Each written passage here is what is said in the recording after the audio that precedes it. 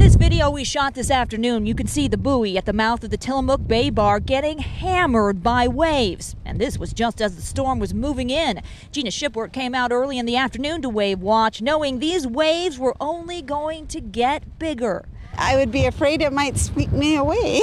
Emergency planners are expecting 25 to 35 foot breakers out here. They're also planning for 75 to 80 mile-per-hour wind down trees and power lines, as well as inches of rain and some flooding. I would say that more likely than not that we'll see at least a minor flood in the North Main area, which would of course flood 101 in town. My house is already flooded. We caught up with Lucas Landry as he and his family were heading out of town. His Rockaway home was already surrounded by water. We live by the sea, and the storm surge has come in so far and built the creek up, so it's already overflowing.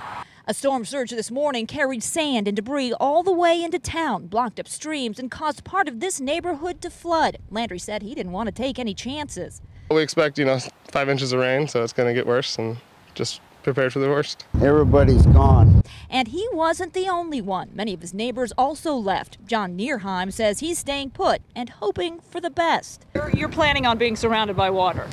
Yeah, I think so.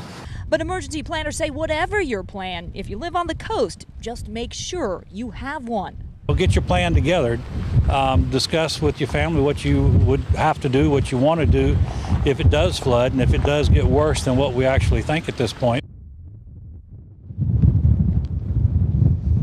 Now, emergency planners say they will be paying close attention to those areas that typically flood in storms out here on the coast, like that stretch of 101 through Tillamook. They also tell me that they'll be watching the roads up in the Coast Range closely for downed trees.